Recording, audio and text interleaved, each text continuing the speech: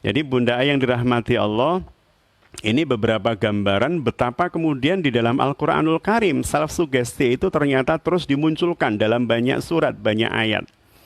Contoh yang lain misalnya Bunda yang dirahmati Allah, ini ayat yang mungkin sering kita dengar dan kita pasti hafal ya, surah Al-Insyirah, surah yang tidak panjang. Di dalam surah Al-Insyirah Allah Subhanahu wa taala memberikan gambaran kepada kita semua betapa kemudian Allah menyampaikan jangan pernah khawatir ketika kita berada dalam keadaan yang sempit, dalam keadaan sedang mendapat masalah, dalam keadaan sedang mendapat musibah ya. Karena Allah Subhanahu wa taala sudah menyampaikan inna ma'al usri yusra fa inna ma'al usri usra. Sesungguhnya selepas kesulitan ya di ujungnya ada kemudahan ya. Selepas kesempitan di ujungnya ada kelapangan, selepas kesedihan di ujungnya ada kebahagiaan. Artinya dengan ayat ini menjadi self sugesti bagi kita ya, untuk tidak kemudian gampang dan mudah menyerah dan menganggap bahwa setiap persoalan kemudian di ujungnya justru jalan buntu. Tidak, karena Allah Subhanahu wa taala di dalam ayat ini, dan kalau kemudian kita meyakini dan bahkan sangat meyakini, karena ini firman Allah yang tidak mungkin salah, firman Allah yang tidak mungkin direvisi dalam tanda petik. Kita tidak berbicara tentang nasa mansuh ya. Ini adalah firman Allah yang kebenarannya mutlak itu ya, yang kepastiannya mutlak ya, dan seterusnya. Kita meyakini bahwa di setiap ujung kegalauan itu ada kebahagiaan, di setiap ujung kesempitan Allah membuka kelapangan dan seterusnya. Jadi ini gambaran yang disampaikan oleh Allah Subhanahu wa taala yang insya Allah bagi seorang mukmin akan menumbuhkan secerca harapan. Setiap kali ada musibah, setiap kali ada ujian, setiap kali ada masalah, mereka selalu meyakini ini tidak akan abadi, tidak akan permanen. Yang namanya musibah itu pasti ada ujungnya, dan ujungnya adalah solusi dari Allah. Maka mereka akan menjadi orang-orang yang senantiasa berupaya dan berusaha ya, berdekat-dekat dengan Allah, karena tahu yang punya jalan keluar terbaik dan bersifat permanen itu Allah. Kalau manusia bersifat nisbi, bahkan kadang ketika berusaha untuk memberikan solusi terhadap orang lain justru kemudian memunculkan masalah baru itu kalau manusia. Tapi kalau kemudian Allah yang memberikan, itu pasti solusi yang kebenarannya mutlak.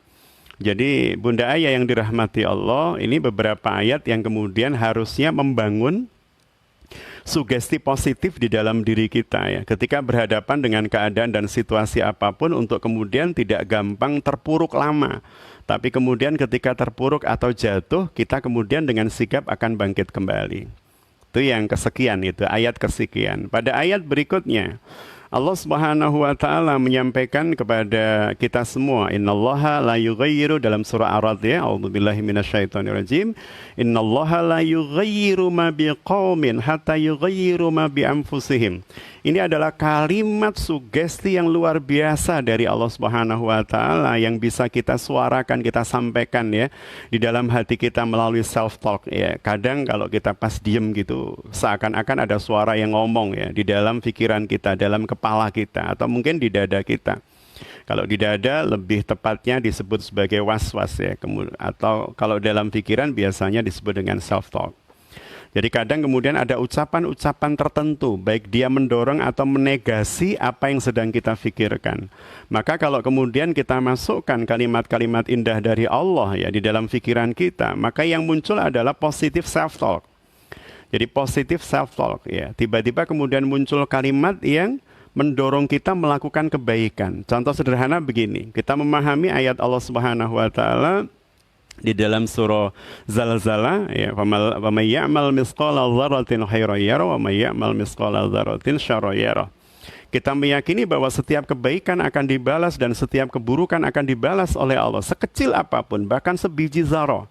Nah, kalau kemudian ayat ini kita yakini sampai kemudian dia menjadi sebuah kalimat yang bisa mensugesti pikiran dan hati kita, maka kita akan menjadi orang yang tak gampang dan tak mudah melepaskan kesempatan berbuat baik. Kesempatan berbuat baik. Gurunda kami mengajarkan, cobalah melakukan kebaikan tiap 10 detik ya. Dengan kemampuan yang kita punya, kita miliki. Oh, gimana melakukan kebaikan tiap 10 detik? Jangankan 10 detik, tiap detik sebenarnya bisa dan mampu ya. Cuman bergantung kepada tingkat keistiqomahan seseorang. Kita ambil yang 10 detik tadi. Bagaimana cara bekerjanya? Panjenengan dan saya misalnya ya, pada saat keluar rumah di pagi hari kita keluar rumah, kita sudah berazam berjanji, ya Rob, siapa saja yang saya temui di pagi hari, ketika saya keluar rumah, maka saya akan mendoakannya. Dan setiap 10 detik setelah itu saya akan mendoakan orang yang saya temui.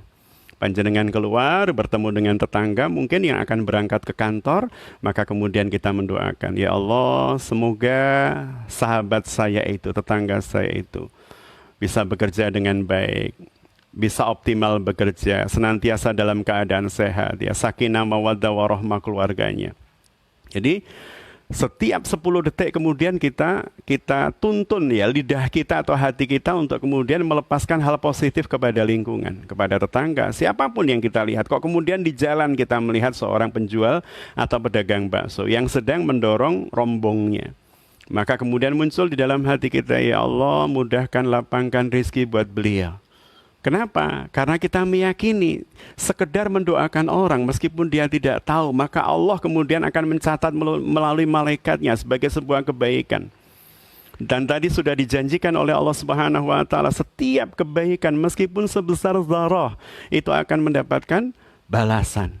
Kebaikan berbalas kebaikan, keburukan berbalas keburukan. Maka kalau kemudian konsepnya sudah jelas seperti ini, kenapa tidak kemudian kita berondong setiap keadaan itu dengan kebaikan? Kita doakan setiap orang yang kita temui, mau kenal atau tidak kenal gitu ya, dan seterusnya. Kita doakan setiap berjumpa dengan orang yang sedang jualan, mau kenal atau tidak kenal. Dan kita meyakini doa-doa kita itu akan diribon di langit dan dikembalikan kepada kita oleh Allah Subhanahu wa taala. Jika dia kebaikan akan kembali dalam bentuk kebaikan. Artinya ini bagian dari self-sugesti yang kemudian menggerakkan kita untuk melakukan hal-hal baik. Karena jika saya berbuat buruk berarti saya sedang menyiapkan keburukan-keburukan di masa depan saya. Kalau hari ini saya berbuat buruk dan mendolimi 2 orang, maka sejatinya saya sedang menyiapkan ada 2 orang yang kelak akan mendolimi saya dalam keadaan yang saya tidak pernah tahu. Seakan-akan kita sedang berbicara seperti itu pada diri kita, bahwa setiap kebaikan akan berbalas dan setiap keburukan akan berbalas. Sehingga sekali lagi, kalau kita berharap dan berkeinginan kehidupan kita kelak adalah kehidupan yang mulia, maka banyak-banyaklah memuliakan orang. Kalau kita berharap kemudian kehidupan kita 4-5 tahun ke depan adalah kehidupan yang lapang, kehidupan yang mudah, maka banyak-banyaklah memberikan kelapangan dan kemudahan bagi orang lain. Jadi ini adalah cara kemudian agar supaya ayat-ayat Allah atau hadis-hadis Rasulullah itu kemudian menjadi pemicu ya, pemicu di dalam diri kita, pensugesti di dalam diri kita untuk kemudian bisa melakukan hal-hal yang indah, hal-hal yang baik. Yang berikutnya, Rasulullah Shallallahu Alaihi Wasallam menyampaikan sebuah hadis, yang hadis ini sangat masyhur, indah sekali, berkaitan dengan niat seorang hamba. Ketika seorang hamba berniat baik, maka malaikat Allah akan mencatatnya sebagai sebuah kebaikan. Berniat, bukan melakukan ya, belum berikhtiar, belum dieksekusi dengan tindakan, baru niat, baru berazam, maka oleh malaikat Allah sudah ditulis sebagai sebuah kebaikan. Dan manakala hamba tersebut berniat buruk, masih belum dicatat, ya, catatannya masih 0, masih kosong. Tapi kalau kemudian dia mengeksekusi niat buruknya itu dengan tindakan, baru kemudian tercatat sebagai keburukan. Kalau kemudian kita melihat ya, kalimat Rasulullah Shallallahu Alaihi Wasallam tersebut kemudian kita internalisasi dalam tubuh kita, baik hati maupun pikiran. Ya Rob, betapa panjenengan berharap kami semua ini masuk surga, kami semua ini mendapat kenikmatan surgamu dengan cara salah satunya niat baik saja sudah dinilai, sudah dicatat, niat buruk tidak. Maka jika kemudian itu bisa kita fahami dengan baik, diinternalisasi dalam pikiran dan hati kita, maka insya Allah akan memudahkan kita untuk memenuhi hari-hari kita dengan niatan-niatan baik. Apakah kemudian niatan nanti itu tercapai, mampu kita lakukan atau tidak, itu perkara nanti. Yang penting kita sudah berniat sejak pagi. Sejak awal bangun kita sudah berazam, kita sudah berniat untuk melakukan kebaikan.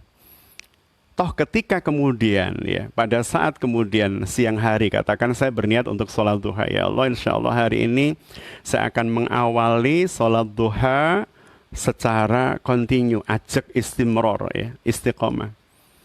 Sudah kita jadwalkan hari ini, insya Allah nanti saya mulai jam 9 ya, sholat ya paling tidak 4 rakaat. Tapi apa yang kemudian terjadi ya, jam 9 kurang 5 menit, tiba-tiba kita kedatangan tamu, sahabat-sahabat kita dari luar kota, rombongan. Yang mereka adalah sahabat-sahabat lama kita, sudah belasan tahun tidak ketemu. Sehingga akhirnya kemudian terjadi obrolan ya, karena saking kangennya obrolan di masa lalu, macam-macam berkembang. Waktu terlewati 10 menit, 15 menit, setengah jam, 1 jam, sampai 2 jam. Sampai waktu zuhanya habis, kita masuk zuhur. Maka sungguh niatan kita yang akan melaksanakan sholat zuha tadi tidak tercoret, tetapi dia sudah masuk dalam ranah niat sudah menjadi amal. Niat kita sudah tercatat sebagai amal. Ini merupakan salah satu kemurahan yang diberikan oleh Allah Subhanahu wa taala kepada kita semua, agar kiranya kemudian kita benar-benar mendapatkan kesempatan untuk menjadi penghuni